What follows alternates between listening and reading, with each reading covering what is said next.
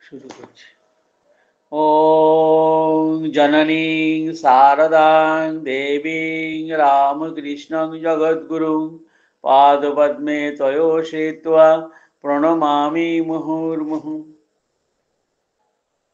আজকে 6 তারিখ, পরশুদিন 8 তারিখ আমাদের বিশুদ্ধ সিদ্ধান্ত পঞ্জিকা মতে শিবরাত্রি। আবার তার কয়েকদিন বাদেই তো হলো 12 তারিখ। 12 তারিখে ঠাকুরের শুভ জন্মতিথি উৎসব। তা চারদিকেই খুব সাজো সাজো রব, বিভিন্নভাবে বেশ সবাই ভক্তরা নিজেদের যেন তৈরি করছেন যে কে কোথায় যাবেন, ভালো কথা। আর আমরা ওই সুযোগ ছাড়ছি না। আজকে 12 তারিখ, আজকে হলো 6 তারিখ, আর আগামী বুধবার মনে হচ্ছে তাহলে 13 তারিখ। আচ্ছা, 13 তারিখে অবশ্য আমাদের এখানে একটি যাত্রা হবে, এই সন্ধ্যের থেকে শুরু হবে। সেই জন্যে আপনাদের কাছে আমি এই 9টার সময় উপস্থিত হতে পারবো না। 9টার সময় ক্লাসটা করতে পারবো না। এই আগামী 13 তারিখে, আগামী 13 তারিখ, 13 ফেব্রুয়ারি মার্চে এই ছুটিটা, এই ক্লাসটা আমার ছুটি থাকবে, মানে বন্ধ থাকবে। আর আজকে আমরা রামকৃষ্ণ লীলা প্রসঙ্গ থেকে মানে পাঠ আলোচনা করব, এবং তার এইটি হলো যে লীলা প্রসঙ্গ যে 5 খণ্ডে বিভক্ত যে গ্রন্থ, তার এইটি হবে এইখানে পরপর যেভাবে সাজানো হয়েছে, এখন যেভাবে প্রকাশিত হয়ে থাকে, যে প্রথম এটি হলো রাজ সংস্করণ। তার প্রথম খণ্ডে 3 ভাগ হয়ে গেছে, আর এইটি হলো চতুর্থ ভাগ। চতুর্থ ভাগ নাম হয়ে দিয়েছেন শারদানন্দজি, লেখক শারদানন্দজি নাম দিয়েছেন এর যে গুরুভাব উত্তরার্ধ। আর আগে যে অধ্যায়, যে ভাগের থেকে আমরা আলোচনা করেছি, সেটি হলো গুরুভাব পূর্বার্ধ। তাই এইখানে শ্রীরামকৃষ্ণের জীবনে যে গুরুভাবের বিকাশ হয়েছিল এবং তার দ্বারা কি কারা এবং কিভাবে প্রভাবিত, উপকৃত এবং আধ্যাত্মিকতা লাভ করে তাদের জীবন ধন্য করেছেন, সেইগুলো বর্ণনা হচ্ছে।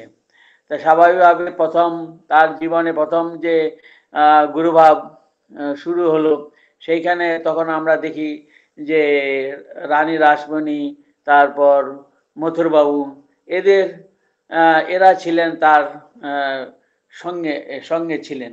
আর তারা সেই তার গুরুভাবের দ্বারা প্রভাবিত হয়ে জীবন সার্থক করেছেন।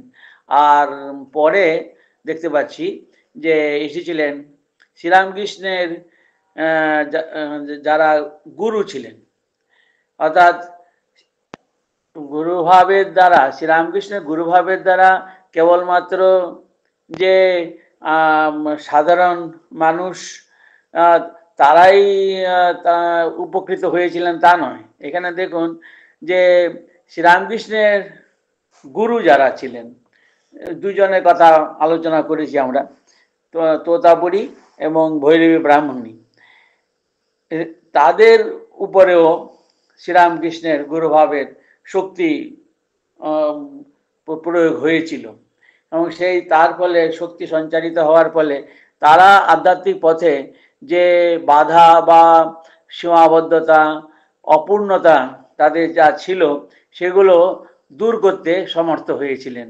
এই কথা আমরা পেয়েছি। এখন যে এই গুরুভাব উত্তরার্ধে প্রথম অধ্যায়, তা সেই অধ্যায়ের নাম হলো বৈষ্ণবচরণ ও গৌরীর কথা।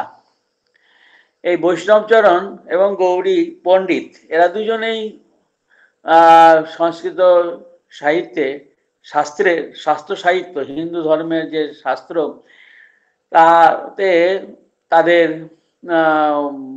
বিশাল পাণ্ডিত্য ছিল।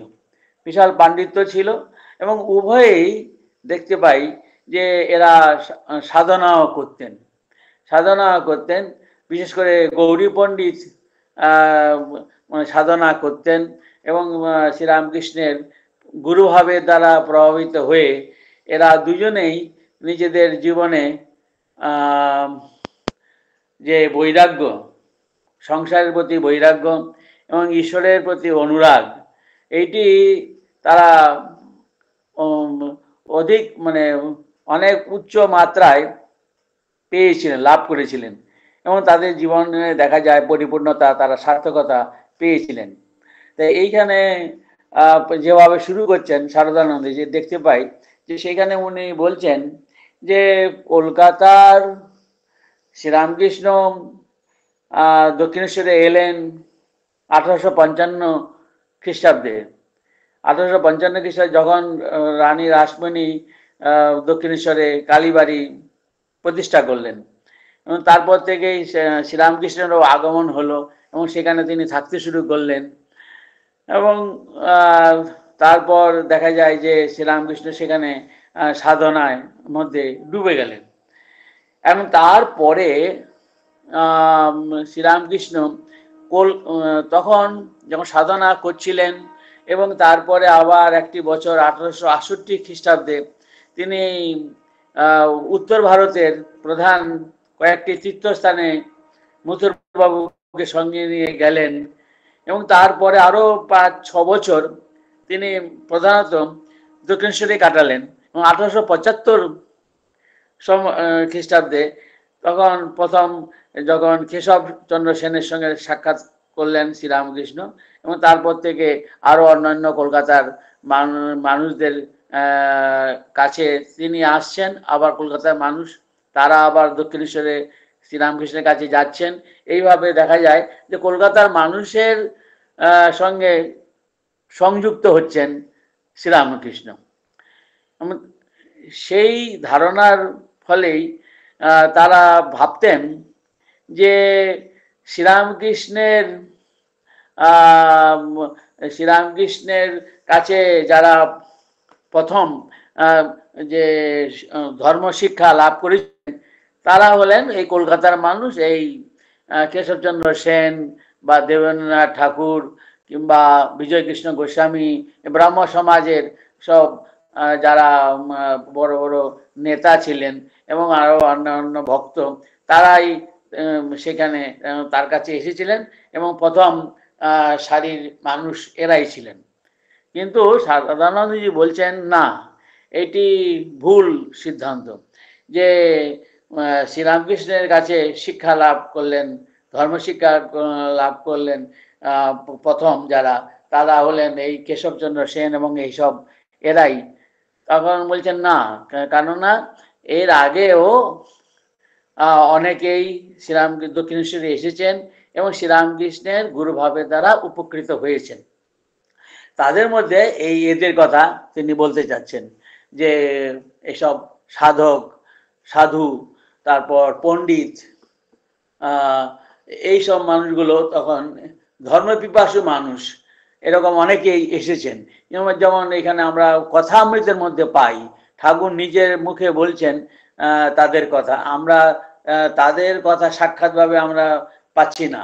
সেখানে ঠাকুর তাদের সম্বন্ধে বলছেন এই বৈষ্ণবচরণের কথা বা গৌরীর কথা, আবার যেমন কৃষ্ণ কিশোরের কথা বলছেন। কৃষ্ণ কিশোর আরও বেশ কয়েকজন তারা সাধক এবং ভক্ত, এরা সব ছিলেন। এদের হলধারী ঠাকুরের এক আত্মীয় হন। তা এরা কিন্তু বলছেন যে প্রথম ঠাকুর কাছে এলেন এবং তারা সকলেই এই শ্রীরামকৃষ্ণের গুরুভাবের দ্বারা প্রভাবিত হয়েছেন এবং তারা শক্তি লাভ করেছেন, ধর্মভাব লাভ করেছেন ঠাকুরের কাছ থেকে এবং সেইভাবে তারা নিজেদের জীবন ধন্য করেছেন এবং ঠাকুরের কাছে এসেছেন। ঠাকুর কাছে এসেছেন এবং পরবর্তীকালেও যারা এসেছেন, অর্থাৎ এই যেমন বিজয়কৃষ্ণ গোস্বামী বা কেশবচন্দ্র সেন, এরা আমরা যেমন দেখি এখন আমরা দেখি গুরু শিষ্য, যে একটি উভয়ের মধ্যে একটা বিশেষ সম্পর্ক সম্বন্ধ আছে এবং সেখানে একজন আরেকজনকে ধর্ম বিষয়ে শিক্ষা দিচ্ছেন, পরিচালিত করছেন এবং আরেকজন সেই গুরুর প্রতি অর্থাৎ শিষ্য গুরুর প্রতি ভক্তি শ্রদ্ধা রেখে সেই তার কথাগুলো অর্থাৎ গুরুর কথাগুলো তারা পালন করেন। এইভাবে একটা আনুষ্ঠানিকতা এবং ফর্মালিটিস এখানে আমরা বুঝতে পারি যে হ্যাঁ এইভাবে। কিন্তু শ্রীরামকৃষ্ণ যে শিক্ষা দিতেন, এই যে আগেকার যারা এসেছিলেন তার কাছে গৌরী পণ্ডিত বা বৈষ্ণবচরণ, তারা যেমন শিক্ষা লাভ করেছিলেন, কিংবা পরবর্তীকালে অনেক অনেক মানুষ ঠাকুর কাছে এসে শিক্ষা লাভ করে গেছেন। এমনকি বড় বড় পণ্ডিত, যেমন পরবর্তীকালে শশধর তর্কচূড়ামণি বিশাল বড় পণ্ডিত ছিলেন তিনি। এরা সবাই শ্রীরামকৃষ্ণের ধর্ম শিক্ষা লাভ করে ধন্য করেছেন নিজেদের জীবন। এখন এইখানে এই যে শ্রীরামকৃষ্ণ যে শিক্ষা দিচ্ছেন আর এখন বা অন্য সাধারণ গুরুরা যে শিক্ষা দেন, তার মধ্যে এই উপায়ের দিক থেকে পদ্ধতিগত পার্থক্য রয়েছে। এইটাই শরৎ মহারাজ এখানে বলছেন। তিনি বলতেন যে ঠাকুরের কাছে আমরা প্রায় শুনতাম, ঠাকুর বলতেন যে ফুল ফুটলে ভ্রমর আপনি এসে জুটে, ফুল ফুটলে ভ্রমর আপনি এসে জুটে, তাদেরকে আর নিমন্ত্রণ আমন্ত্রণ করতে হয় না। এইখানেই একটা বড় কথা, যে অর্থাৎ বলতে যাচ্ছেন যে শ্রীরামকৃষ্ণ সাধনা করেছেন, সাধনা নিজে সাধনা করে তার শরীর মন অবলম্বন করে এক আধ্যাত্মিকতার এক বিরাট অবস্থা সেখানে প্রকাশিত হয়েছিল যেন একটি বিশাল বড় ফুল, একটা পুষ্প, হ্যাঁ, বিশাল বড় একটি গাছের বিশাল বড় তার একটা মানে ফুল ফুটেছে, অনেক দিন ধরে সেটি মানে ফুটছিল এবং যেটি পূর্ণ মানে দীপ্তিতে এবং তার সৌরভে মানে সুন্দরভাবে পূর্ণ মাত্রায় প্রকাশিত হয়ে যে সেই অবস্থায় আমরা এই শ্রীরামকৃষ্ণকে আমরা পাচ্ছি, অর্থাৎ তার ভিতরে গুরুভাব সর্বতভাবে প্রকাশিত হয়েছে সেই সময়ে। আর সেইটি অর্থাৎ কিনা যে আধ্যাত্মিকতার যে একটি বিরাট বড় মানে উঁচু অবস্থা, সেইটি এই শ্রীরামকৃষ্ণের জীবনে প্রকাশিত হয়েছিল। আর সেইটি চারিদিকে তার যেন বার্তা ঈশ্বরের ইচ্ছাতেই চারিদিকে ছড়িয়ে পড়েছিল। শ্রীরামকৃষ্ণ কখনোই কোনো মানুষকে আহ্বান করতে দক্ষিণেশ্বর ছেড়ে অন্য কোথাও গিয়েছেন এবং তাদেরকে ডাকছেন, বা আমরা বলবো যে কলকাতায় এসেছেন, তা কলকাতায় এসে তিনি বলছেন যে হ্যাঁ আমি তোমাদের ধর্ম শিক্ষা দিচ্ছি, তোমরা শোনো, এই ধরনের মানসিকতা তার ছিল না কখনো। যে আমি তোমরা ধর্ম সম্বন্ধে এই জিনিসগুলো জানো না, আমি বলে দিচ্ছি আর আমি তোমাদের শিক্ষা দিচ্ছি, এইটি কখনোই এই যে অহংবোধ বা এই যে অভিমান, এইটি শ্রীরামকৃষ্ণের কখনো ছিল না। এইখানে বলতে চাচ্ছেন শারদানন্দজি যে তার ভিতরে এই ধর্মভাব আধ্যাত্মিকতা একটি বিশাল বড় উঁচু অবস্থায় উন্নত হয়ে সেটি তার শরীর মনকে অধিকার করে প্রকাশিত হয়েছিল এবং সেইটি থেকে আপনা আপনি এই এর যে প্রভাব বা এর যে শক্তি চারদিকে ছড়িয়ে পড়েছিল এবং কারোর কোনো মানে প্রচার বা আমন্ত্রণ নিমন্ত্রণের প্রয়োজন হয়নি। মানুষ যারাই শ্রীরামকৃষ্ণের সম্বন্ধে শুনেছেন কিংবা কাছে থেকে মানে দেখেছেন, তারাই তার কাছে এগিয়ে এসেছেন এবং আরো তার কাছ থেকে শুনবার দেখবার জন্য তারা আরো আসতে শুরু করেছিলেন। এবং এই যে কেশবচন্দ্র সেন প্রথম যখন শ্রীরামকৃষ্ণের সঙ্গে সাক্ষাৎকার হলো, প্রথম থেকেই তিনি দেখা যায় যে ঠাকুরের কাছে তা আরো অধিক থেকে অধিকতর আকৃষ্ট হচ্ছেন। তো এইখানে কিন্তু এইখানে এই কথা বলছেন না শ্রীরামকৃষ্ণ যে আরো তোমরা এসো আমার কাছে এবং আমি তোমাদের কাছে আরো আসবো, এরকম কিছু কিন্তু কথা বলছেন না। তারা যারা তার কাছে আসতেন তারা নিজেরাই এই অনুভব করতেন যে আরো যেন তার কাছে আমরা যাই।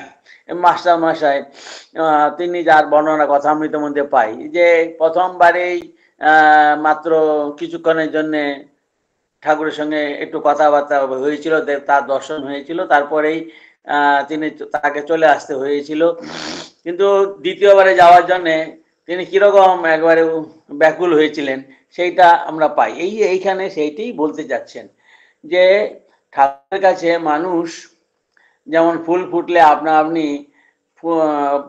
ওই ভ্রমর বা মৌমাছি তারা ছুটে আসে, ঠিক সেমনিভাবে ঠাকুরের কাছে সব বিভিন্ন ধর্মপিপাসু মানুষ তার কাছে এসেছিলেন।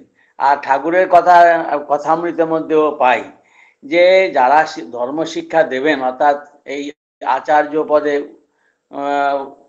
বসে আসীন হয়ে শিক্ষা দেবেন, ধর্ম শিক্ষা দেবেন জগতে, তাদের কাছে বলছেন যে ঈশ্বরের কাছ থেকে আদেশ পেতে হবে। ঈশ্বরের দর্শন শুধু নয়, ঈশ্বরের দর্শন পাওয়ার পরেই ঈশ্বরের কাছ থেকে আদেশ পাবেন।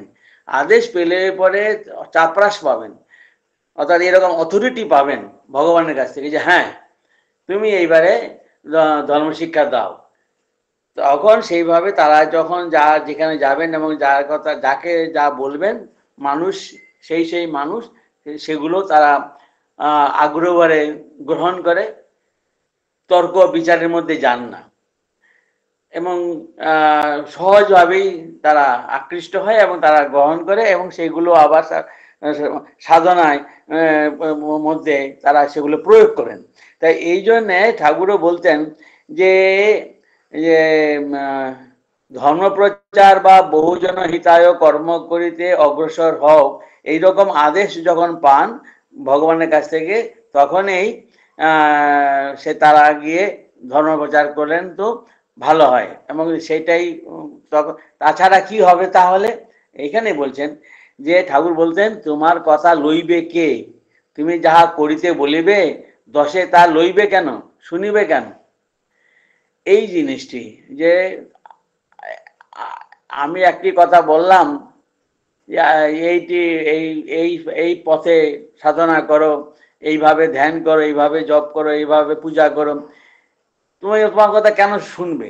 এই হলো প্রশ্ন। এই জন্যই ঠাকুরও বলছেন যে এই ভগবান যখন যাকে এই গুরু পদে মানে বসাবেন, তিনি যখন তখন যা বলবেন সাধারণ মানুষ এগুলো গ্রহণ করে নেয়।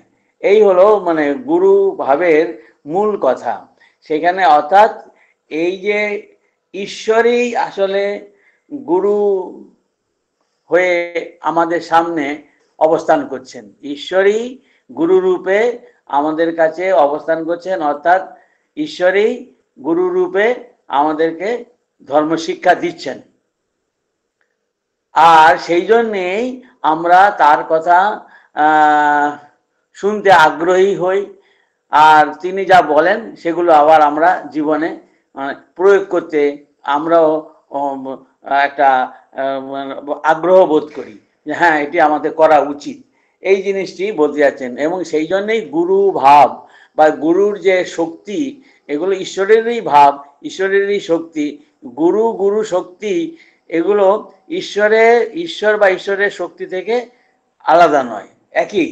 ঈশ্বরই স্বয়ং সচ্চিদানন্দ ঈশ্বর তিনিই এই গুরু রূপে সকলকে ধর্ম শিক্ষা দিচ্ছেন। আর এই হ্যাঁ, তা সেই জন্যে এই গুরু অর্থাৎ যারা ঈশ্বর দর্শন করেছেন, পূর্ণতা লাভ করেছেন, তারাই যখন আবার ঈশ্বরের আদেশ পান এবং ঈশ্বরের প্রচার করেন, ধর্ম শিক্ষা দেন, তখনই মানুষ তাদের কথা শুনে। এই কথা বলার পরেই বলছেন, তাছাড়া এই ধরনের যারা অর্থাৎ ঈশ্বর দর্শন বা পূর্ণতা লাভ করেননি, তারা নিজেরা আধ্যাত্মিকতার বিষয়ে অজ্ঞ, তারা জানেন না, অজ্ঞানী, তারা আবার অপরকে ধর্ম শিক্ষা দিতে যাবেন, এতে তো আমরা প্রথমেই বলবো যে আপত্তি করব যে এইটি হতে পারে না। যে বিষয়ের উপর আমার কোনো জ্ঞান নেই বা যে অল্প জ্ঞান থাকে, তাহলে আমি আরেকজনকে সেই বিষয়ে পরিচালিত করতে পারি না। সেই জন্যই শাস্ত্র বলা হয়েছে যে তারা হবে কিরকম, যে একজন অন্য অন্ধ ব্যক্তিকে পরিচালিত করার মতন হবে। অর্থাৎ তারা আর লক্ষ্যে পৌঁছতে পারবেন না, তারা কোনো গর্তে গিয়ে পড়ে যাবেন। তখন ওই যে অন্ধে নৈব নিয়মানা যথান্ধাহা, এই উপনিষদের কথা এখানে শরৎ মহারাজ তুলে ধরেছেন। তাই এইখানে ঠাকুর ধর্ম প্রচার করতে শুরু করলেন। কিভাবে শুরু করলেন না, তিনি নিজের শরীর মনকে একটি উপযুক্ত যন্ত্র ভাবে তৈরি করে নিলেন প্রথমে। অর্থাৎ নিজের ভিতরে এই ত্যাগ, বৈরাগ্য, ঈশ্বরের প্রতি অনুরাগ, সাধনা, সমস্ত রকম এগুলো করতে করতে করতে করতে এই যে আধ্যাত্মিকতা বলছি, সেইটি তার জীবনে স্বাভাবিকভাবেই প্রবাহিত হতে লাগলো। এইভাবে যখন অর্থাৎ ঈশ্বরের হাতে যন্ত্র স্বরূপ হয়ে গেলেন, তখনই ঈশ্বর তার শরীর মনকে অবলম্বন করে তিনি ঈশ্বরেই ধর্ম প্রচার করছেন। কিন্তু আমরা সাধারণ মানুষ দেখছি যে শ্রীরামকৃষ্ণ তিনি ধর্ম প্রচার করতে নেমে এসেছেন।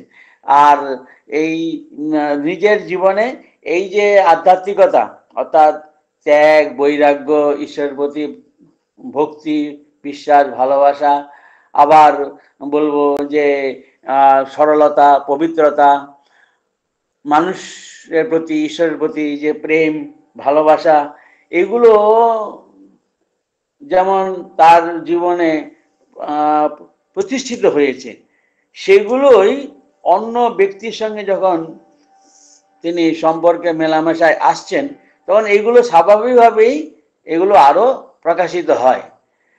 এইভাবেই কিন্তু তিনি যেন নিজের এই অহং বোধ একেবারেই ছিল না। অর্থাৎ আমি গুরু, আমি এখন ধর্মশিক্ষা দিচ্ছি এই ব্যক্তিকে বা ওই ব্যক্তিকে বা এই গোষ্ঠীকে, এইরকম তার ভিতরে কোনো অহংবোধ ছিল না। সেইখানে একমাত্র যেটি ছিল সেটি হলো ঈশ্বরের গুরুভাব।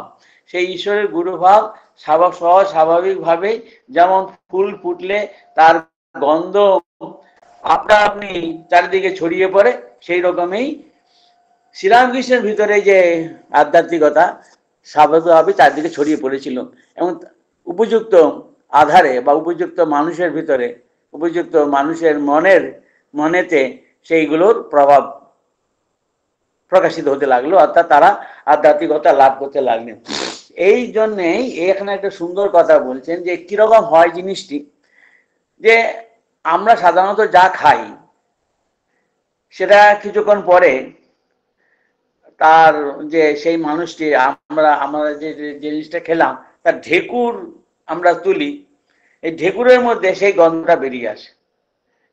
এই যে ঢেকুর তোলা বা এই যে আমরা শ্বাস প্রশ্বাস ফেলছি, এর পিছনে কোনো আমাদের কর্তৃত্ব নেই যে আমরা শ্বাস ফেললাম, আমরা শ্বাস নিলাম, কিংবা এই যে চোখের পাতা ফেলছি, কখনো চোখ বন্ধ করছি, কখনো বা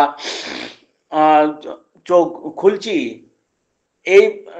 এগুলো আপনি বা স্বাভাবিকভাবেই হচ্ছে। এখানে এর পিছনে কোনো কর্তৃত্ব কেউ দাবি করেন না।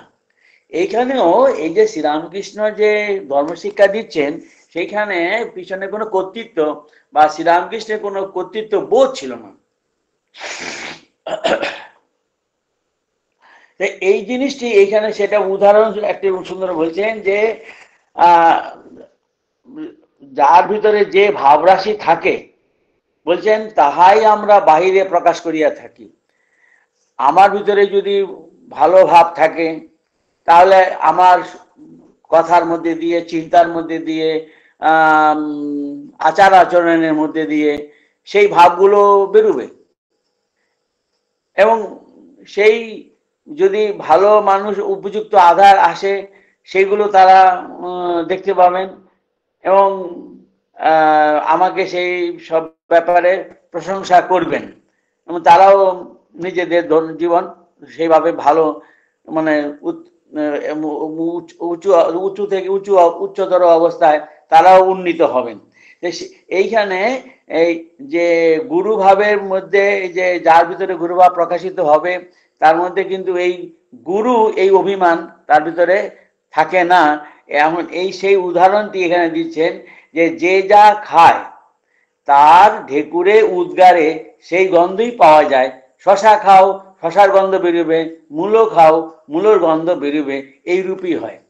তো এই জিনিসটি, এই যে উদাহরণটি দিয়েছেন, এই উদাহরণটি এইখানে শ্রীরামকৃষ্ণের গুরুভাবে শিক্ষা দিতেন, সেইখানে এটিকে প্রয়োগ করতে হবে। যে ঠাকুর যে শিক্ষা দিচ্ছেন, এই যে কথামৃতের মধ্যে আমরা প্রায় 1200 পৃষ্ঠার যে ধর্ম শিক্ষা উপদেশ পাচ্ছি, সেইখানে এই জিনিসটি লক্ষ্য করবার যে শ্রীরামকৃষ্ণের এমন একটা উঁচু অবস্থা, আধ্যাত্মিকতা উপনীত হয়েছেন যে সেইখানে আপনা আপনি ভাবে সেগুলো, সেই ধর্ম ভাবটা চারিদিকে তার মুখ দিয়ে সেই ভাবগুলো বেরিয়ে আসছে, প্রকাশ হয়ে আসছে। আর চারদিকে যারা আছেন তারা তার দ্বারা উপকৃত হচ্ছেন এবং নিজেদের জীবন সার্থক করছেন। এইখানে শ্রীরামকৃষ্ণের ভিতরে যেমন কোনো অহংকার বা অভিমান, আমিত্ব বোধ ছিল না, ঠিক তেমনিভাবে এই যে সেই জন্যেই বলা হয়েছে, ঠাকুরও বলছেন যে এই গুরু যিনি প্রকৃত গুরু হবেন ঈশ্বরই স্বয়ং, আর সাধারণ মানুষ কখনো গুরু হতে পারে না। এই জন্যেই এই জিনিসগুলো মানে বুঝবার মতন, যে এই যে উদাহরণটা দিয়েছেন যে যে যা খায় তার ঢেকুরে উদ্গারে সেই গন্ধই পাওয়া যাবে। শশা খাও, শশার গন্ধ বেরোবে, মূলো খা, অর্থাৎ ভালো জিনিস খেলে, অর্থাৎ ভালো জিনিস যদি তোমার ভিতরে আসে, ঈশ্বরের প্রতি অনুরাগ, ভক্তি, বিশ্বাস, ভালোবাসা, তাহলে সেটা প্রকাশিত হবে এবং অন্য মানুষের ভিতরে, অর্থাৎ যারা এইগুলো পছন্দ করেন, এগুলো ভাব নিতে আগ্রহী, তারা উপকৃত হবেন। আবার অন্য যেগুলো খারাপ ভাব, সেই খারাপ ভাব অর্থাৎ যে স্বার্থপরতা, অহংকার, কাম, ক্রোধ, লোভ, এইগুলো যার ভিতরে বেশি পরিমাণে মানে এইগুলো নিয়ে যারা সময় কাটান, তার ইন্দ্রিয়, শরীর, মনে, এই চিন্তা ভাবনা, কথাবার্তায়, শরীরে, আচার আচরণে, এইগুলো যারা খারাপ জিনিসগুলোকে চর্চা করবেন, তারা তাদের মুখ থেকে, তাদের কথাবার্তার মধ্যে ওই জিনিসগুলোই বেরিয়ে আসবে। এই হলো যে তার মানে একটা মানুষকে বুঝবার জন্যে যে মানুষটি কিরকম, তাহলে যেমন একজন বিজ্ঞানী যদি আমরা চিন্তা করি, বিজ্ঞানী যিনি সারা জীবন বিজ্ঞানে গবেষণায় কাল কাটিয়েছেন, তার কাছে গেলে পরে বিজ্ঞানের কথাবার্তাই তার মধ্যে থেকে আপনা আপনি বেরিয়ে আসবে। সাহিত্যিক মানুষ, সাহিত্য কবি, তাদের কাছে গেলে পরে আমরা দেখতে পাই যে কবিত্ব বা এই সাহিত্য চর্চার যে একটা স্ফুরণ, একটা প্রকাশ, শব্দ বিন্যাস, তাতে যে সাহিত্য রস ফুটে উঠে, সেগুলো কাব্যিকতা বা এই যে কাব্য ভাব, সেগুলো খুব সুন্দরভাবে তাদের কাছ থেকে আমরা লাভ করি। যে খেলোয়াড় একজন, তিনি সারা জীবন খেলা খেলেছেন এবং তার মধ্যে থেকে আপনা আপনি এই খেলার কথাই বেরোবে। সেই রকম এই জিনিসটাই, যে ধর্ম যিনি সাধনা করেছেন এবং সেইখানে যে সমস্ত গুরুত্বপূর্ণ বিষয়, সেগুলোই তার কথার মধ্যে, আচরণের মধ্যে স্বাভাবিকভাবে এগুলো বেরোবে।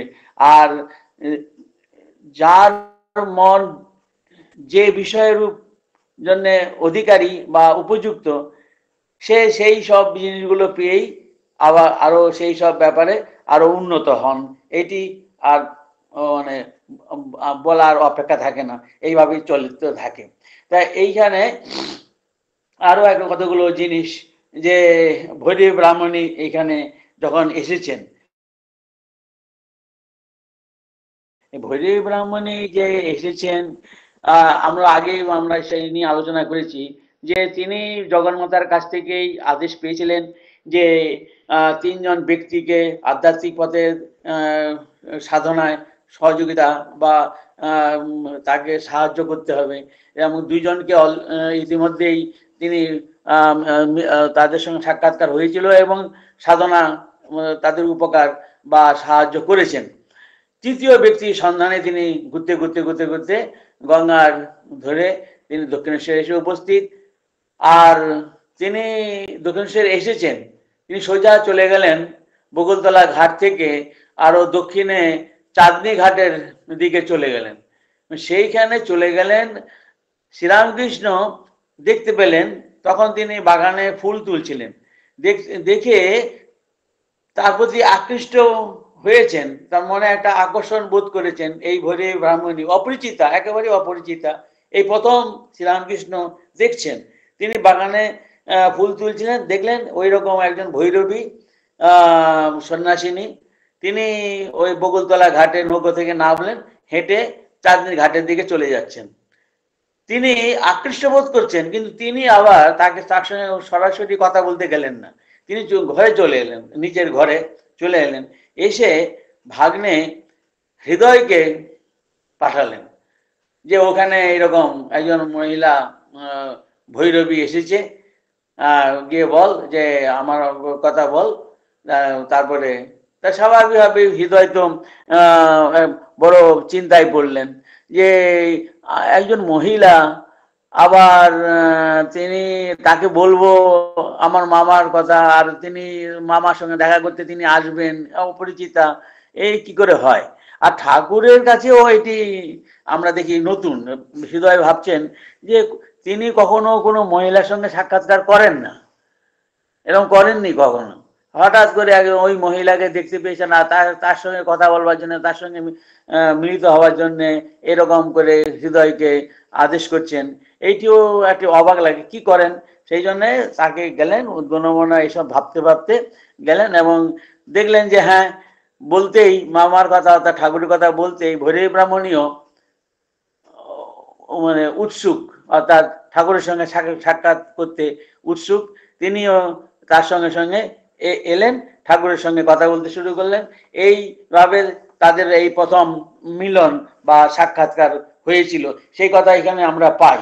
এখন এই যে ভৈরবী ব্রাহ্মণী এলেন, তার পরে পরে যে সমস্ত ঘটনাগুলো ঘটেছে, এই যে তন্ত্রমতে সাধনায় ঠাকুরকে সহযোগিতা করছেন, তাকে সাহায্য করছেন, তারপর এর আগের ঘটনাগুলো যা ঘটেছে সেই ব্যাপারে কতগুলো গুরুত্বপূর্ণ জিনিস এই ভৈরবী ব্রাহ্মণী ঠাকুরকে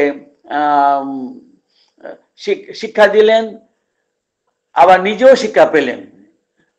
অদ্ভুত কিরকম যে এই যে যখন এলেন ভৈরবী ব্রাহ্মণী, ঠিক তার কিছু সময় আগেই একটা অদ্ভুত ধরনের ঠাকুরের একটা অবস্থা হয়েছিল, যে তার সমস্ত শরীরে দাহ, অর্থাৎ এই জ্বালা, একটা গাত্রদাহ একটা বার্নিং সেন্সেশন, জ্বলে যাচ্ছে, শরীরটা যেন আগুনে জ্বলছে। এই যে জ্বলন, এই গাত্রদাহ বলা হচ্ছে, সেইটি তার তখন কিছুদিন আগে থেকেই ভৈরী ব্রাহ্মণী দক্ষিণেশ্বরে আসার আগে থেকেই এটি হয়েছে, শুরু হয়েছে। এবং তাদের ঠাকুর কষ্ট পাচ্ছিলেন, কষ্ট পাচ্ছেন, কিন্তু কিছুই কোনো উপকার পাচ্ছেন না।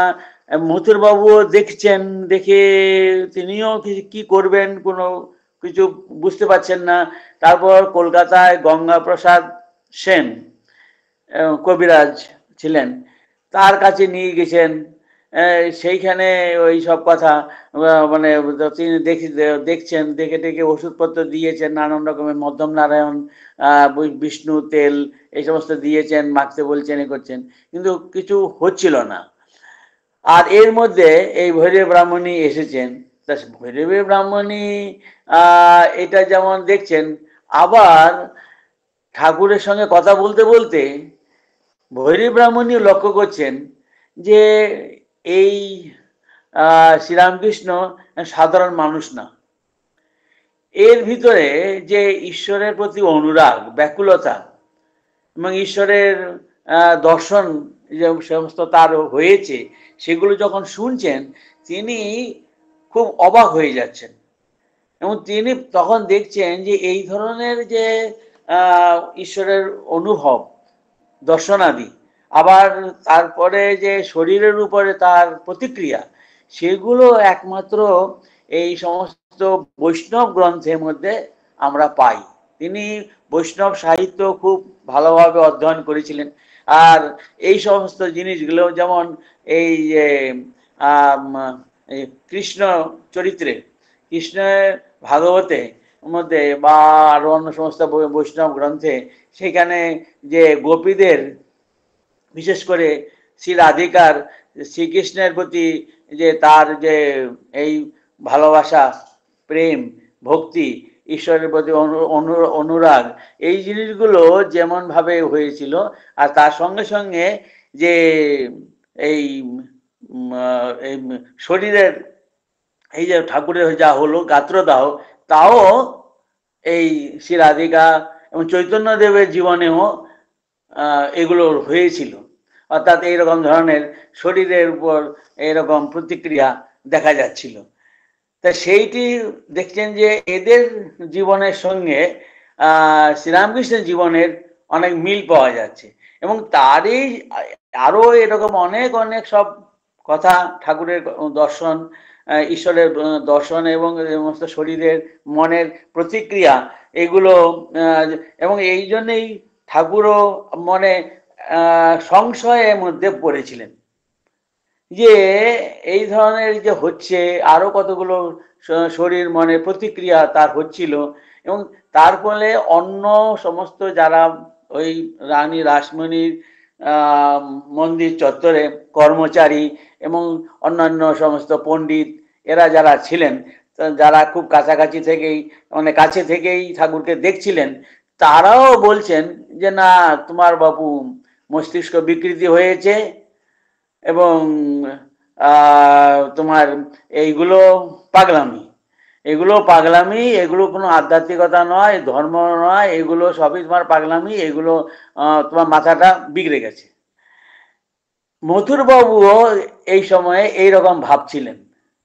মথুরবাবু এই সময়ে ভাবছিলেন যে মনে হয় যে তার ভিতরে একটা সংশয় জেগেছে যে মানে শ্রীরামকৃষ্ণ অখণ্ড ব্রহ্মচর্য পালনের ফলেই তার এই ধরনের সমস্ত মস্তিষ্ক বিকৃতি, মানে যা সাধারণে হচ্ছে না সেগুলোই শ্রীরামকৃষ্ণের মধ্যে দেখা যাচ্ছে, এবং তিনি আবার এটাকে আধ্যাত্মিকতা বলে ব্যাখ্যা করতে যাচ্ছেন। সেটা সবই ভুল, অর্থাৎ এগুলো সব মাথার খেয়াল বা পাগলামি।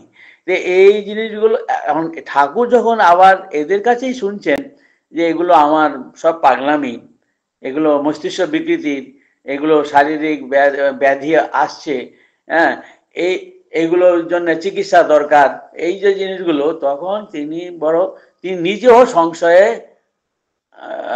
মধ্যে পড়ে গেলেন। ঠাকুরও সন্দেহের মধ্যে পড়ে গেলেন, তাই তো আমি কি সত্যি মায়ের চিন্তা করতে করতে পাগল হয়ে গেলাম, আমারও কি এরকম মস্তিষ্ক বিকৃতি হলো নাকি? ঠিক এই সময়ে এই ভৈরব ব্রাহ্মণী এসে উপস্থিত হয়েছেন। আর ভৈরব ব্রাহ্মণী এগুলো দেখে নিজে অবাক হয়ে গেলেন এবং ধীরে ধীরে আরো সমস্ত শুনে, ঠাকুরের কাছ থেকে শুনে দেখে, আর এই সমস্ত গ্রন্থের বর্ণনা তার মধ্যে, এগুলোর মধ্যে যা আছে সেগুলো পড়ে জেনে শুনে বিচার করে তিনি সিদ্ধান্ত নিলেন শ্রীরামকৃষ্ণ সাধারণ মানুষ নন, তিনি ঈশ্বরের একজন অবতার।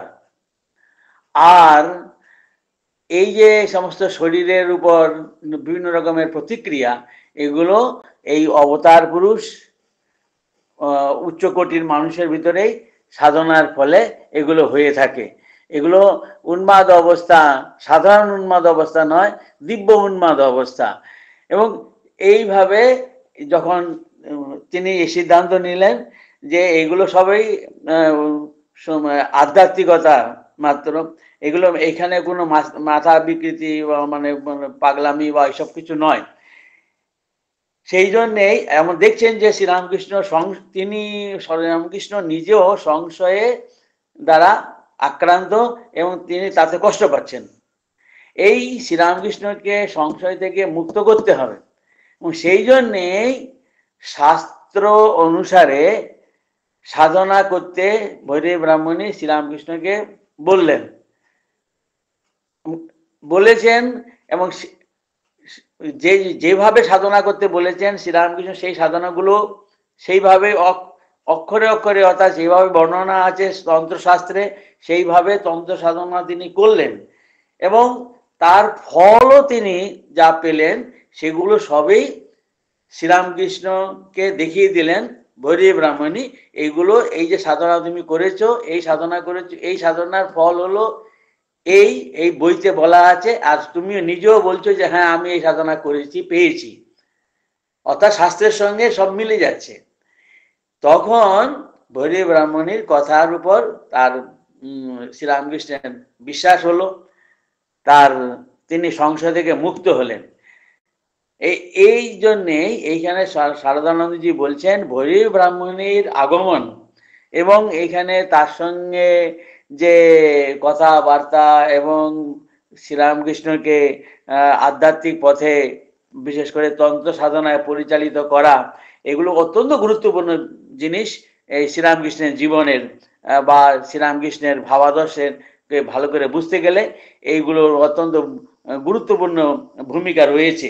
তো সেই জন্যেই এইখানে এই একটা জিনিস এখানে যেটা তুলে ধরেছেন প্রথমে, যে ঠাকুরের এই সময়ে গাত্রদাহ এসেছিল আর সেই গাত্রদাহের জন্যে যেমন আগে বললাম যে মথুরবাবু এরা সব ভেবেছেন যে বড় বড় ডাক্তার কবিরাজ সব দেখাতে হবে, তারা এটা ঠাকুরকে এই সমস্যা থেকে মুক্ত করে দেবেন, কিন্তু করলেন, কিন্তু তাতে কাজ হয়নি। আর এদিকে ভৈরব ব্রাহ্মণী যখন জানতে পারলেন, তিনি খুব সাধারণ একটা ব্যবস্থা দিলেন। সাধারণ ব্যবস্থা আর কিছুই নয়, যে 3 দিন মাত্র, ওই যে 3 দিন করে দেখতে বলছেন, যে 3 দিন শ্রীরামকৃষ্ণকে পুরো তার সমগ্র শরীরে চন্দন দিয়ে লেপন করতে হবে, চন্দনের লেপ থাকবে, চন্দন দিয়ে মেখে শরীরে চন্দন থাকবে, আর সবসময় সুগন্ধি ফুলের মালা তিনি পরে থাকবেন। আর 3 দিন পরেই দেখা গেল, সত্যি তাই, এটা অবাক করার কথা, যে ঠাকুর যে খুব কষ্ট পাচ্ছিলেন, গাত্রদাহ হচ্ছিল, সেইটি চলে গেল। ঠাকুর সেটি চলে গেল। ঠাকুরের এই যে গাত্রদাহ, এটা কিন্তু খুব কষ্টকর। এখানে যা বলছেন যে এই গাত্রদাহ, যে বলছেন যে সকাল থেকে দিন যত বাড়তে লাগলো ততই সেই জিনিসটা, অর্থাৎ এই জ্বালা যন্ত্রণা শরীরে বাড়তে থাকতো। সেই জন্যে যেই সকাল পরে একটুখানি বেলা হয়েছে, তখন তিনি এই গঙ্গাতে গিয়ে গলা পর্যন্ত জলে নেমে সেখানে বসে থাকতেন, জলের মধ্যে বসে থাকতেন, আর শুধু উপরের অংশটা থাকতো, আর মাথায় আবার ভেজা, গঙ্গা জলে ভেজানো একটা কাপড় দিয়ে মাথাটা ঢেকে রাখতেন, যে এত তার থেকে কিছুটা এই যে জ্বালা যন্ত্রণা থেকে একটুখানি দূর হতো। তারপর যখন বেশি অনেকক্ষণ থাকলে পরে তো শরীর খারাপ হয়ে যাবে, ঠান্ডা লেগে যাবে। সেই জন্যে ঠাকুর আবার মাঝে মাঝে কয়েক ঘন্টা থাকার পর উঠে আসতেন, সমস্ত শরীরের মানে জল মুছে নিয়ে, আর সেই কুঠি বাড়িতে তখন থাকতেন। কুঠি বাড়িতে একটা ঘরে ঠাকুর থাকতেন। সেইখানে যে মেঝে, সেটা পাথরের মেঝে, এখনো দেখা যায় পাথরের মেঝে। পাথরের মেঝে, সেই মেঝেটি প্রথমে জল দিয়ে ভালো করে মুছে ঠান্ডা করে নেওয়া, তারপর আবার দরজা জানলা সমস্ত বন্ধ করে দিয়ে ঠাকুর সেখানে পড়ে থাকতেন, ওই মেঝেতে শুয়ে বসে থাকতেন। তাতে ওই ইয়েটি, এই যে জ্বালা যন্ত্রণা, শরীরে জ্বালা যন্ত্রণাটা একটু মানে কম হতো, তাতে একটুখানি আরাম হতো। তা এইখানে আবার এই ভৈরব ব্রাহ্মণী এসে 3 দিনের মধ্যেই এটি এরকম একটা সাধারণ সহজ উপায়ে এটি করে নিলেন। তখন সবাই অবাক হয়ে গেছেন। আর কিন্তু সাধারণ মানুষের যা হয়ে থাকে, সাধারণ মানুষ এইটি সহজে স্বীকার করতে চান না। মথুরবাবু বা আরো কেউ তারা বলছেন, না না, এই সাধারণ জিনিস, আমরা এত সব চেষ্টা করছি, এত পয়সা খরচা করছি, তাতে কিছুই হলো না। আর ইনি এসে 3 দিনে এরকম মালা পরালেন আর চন্দনে লেপন দিলেন, তাতে তার শরীরে সমস্ত যন্ত্রণা চলে গেল, এটা কখনো হতে পারে? ওই যে এর আগে যে কবিরাজি তেল, হ্যাঁ, তেল দেওয়া হচ্ছিল, মদননারায়ণ তেল, বা শেষে যেটা তেলটা দেওয়া হলো, ওই কাকতালীয় হয়েছে, কাকতালীয় হয়েছে, অর্থাৎ ওই তেলের প্রভাবেই এটি হতে পেরেছে, অর্থাৎ তার জ্বালা যন্ত্রণা শরীর থেকে চলে যায়, এইটি করে তারা ওইভাবে প্রচার করছেন বা ভাবছেন। তো এই যে জিনিসগুলো এখানে ভৈরব ব্রাহ্মণী আরো, এখন আরো দ্বিতীয় আরেকটি জিনিস, যে ঠাকুর ওই সময় আছেন দক্ষিণেশ্বরে, কিন্তু হঠাৎ এক এক সময়ে তিনি একটা অদ্ভুত ধরনের পেটের খিদে অনুভব করতেন, পেটে খিদে অনুভব করতেন। অদ্ভুত একটা সময়ের মধ্যে এমন একটা খিদে অনুভব করতেন যে তিনি তার জন্য পাগল হয়ে যেতেন, মানে খাওয়ার জন্যে, মানে মানে খাওয়ার জন্য এত চেষ্টা করতেন। এই ক্ষুধা কিভাবে এই দূর করা যায়, সেইটাও তখন ভৈরব ব্রাহ্মণী চিন্তা করতে লাগলেন, এবং তিনি যা বিধান দিলেন সেও অদ্ভুত। সেই জন্যে এইটিও দেখে, এবং সেইখানে সেই বিধান দিলেন, সেই বিধানে খুব সাধারণ বিধান, এইটি কয়েকদিনের মধ্যেই আবার এই বিপরীত ক্ষুধার যে উদ্রেক, তার থেকে ঠাকুর মুক্ত হয়ে গেলেন। ফলে ভৈরব ব্রাহ্মণীর উপর আমাদের মানে সাধারণ সব যারা দক্ষিণেশ্বরের কালীবাড়িতে তখন ছিলেন, কর্তৃপক্ষ বা আরো অন্যান্য কর্মচারী, তারাও অবাক হয়ে গেলেন, এবং তার প্রতি একটা শ্রদ্ধা তাদের মনে এলো। আবার এই যে কবিরাজি বা অন্যান্য যারা সমস্ত তারা বলছিল যে মাথা খারাপ হয়েছে, এগুলো সময়, এগুলো আধ্যাত্মিকতা কিছু নয়, পাগলামি, সেই সেই যে মনোভাব, সেইটাও একটু প্রশমিত হলো বা কমে গেল। এইভাবে এই জিনিসটি দেখা যাচ্ছে যে ধীরে ধীরে একটা অদ্ভুত এই ধরনের ভৈরব ব্রাহ্মণীর, এবং তিনি আবার এই পণ্ডিত সভা ডাকলেন। তা আগামী দিন সেটা আমরা দেখব, যে পণ্ডিত সভা ডেকে সেখানে সব পণ্ডিতরা ঠাকুরকে ঈশ্বরের অবতার বলে স্বীকার করে নিচ্ছেন। তাতে ঈশ্বর শ্রীরামকৃষ্ণের সম্বন্ধে এই আমরা দেখতে পাচ্ছি প্রথম, যে একটা নতুন, বা তিনি যে ঈশ্বরের অবতার, সেইটি সম্বন্ধে আরো জোরদার বা দৃঢ়তর ভাবে এই জিনিসটি আমাদের জগতে সেটা নেমে আসছে। তা আগামী দিন সেটা আমরা দেখব, যে এই ধরনের যে যোগ সাধনার ফলে যে কিভাবে এই সমস্ত বিপরীত ধরনের প্রতিক্রিয়া, এবং সেই প্রতিক্রিয়া থেকে কিভাবে ঠাকুর মুক্ত হচ্ছেন, এবং এইভাবেই যে তার ভিতরে যে গুরুভাব, অর্থাৎ তিনি যে ঈশ্বরের অবতার, সেইটি ভৈরব ব্রাহ্মণী থেকে সকলে শুরু করে অপরেরাও সেইটি স্বীকার করে নিচ্ছেন, এবং তার দ্বারা শ্রীরামকৃষ্ণের দ্বারা উপকৃত হচ্ছেন। তারা আধ্যাত্মিকতা লাভ করছেন। সেই বর্ণনা আমরা পর আবার দেখে যাব। তা আজকে এইখানে আমরা শেষ করি, আগামী দিন আবার দেখব এরপরে আরো শারদানন্দজি ঠাকুরের সম্বন্ধে কি বলে যাচ্ছেন সেটা আমরা দেখব। এবং এর থেকে বুঝতে হবে যে ধর্মভাব আমাদের মধ্যে যদি উন্নত হয় তার কি লক্ষণ হবে, আর ধর্মভাবের বিপরীত বৈষয়িকতা, যে বিষয়ের প্রতি অনুরাগ বা সংসারের প্রতি অনুরাগ, সেইটি যদি বাড়ে তাহলেই বা কি লক্ষণ হতে পারে। এগুলো আমাদের এখানে যেভাবে বর্ণনা আছে একটু একটু আমাদের এগুলো জেনে নেওয়া আমার মনে হয় ভালো। কারণ আমরা আমাদের জীবনের পথে আধ্যাত্মিক পথে সাধনা করতে করতে বহু রকমের মানুষের সম্পর্কে আমরা আসি, প্রত্যেকেই, আপনারাও আমরা সবাই বিভিন্ন রকমের মানুষের মানসিকতার সঙ্গে আসি।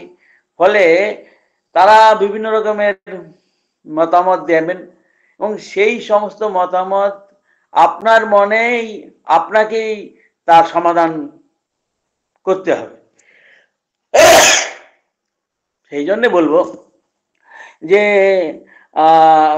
আধ্যাত্মিকতা কি জিনিস, বা শরীরের ব্যাধি বা পাগলামি, মনের ব্যাধি পাগলামি, সেগুলো বা কি লক্ষণ কি, এগুলো কিছু না কিছু আমাদের প্রত্যেকেরই জ্ঞান থাকা উচিত। তা না হলে বিভিন্ন রকমের মানুষের বিভিন্ন রকমের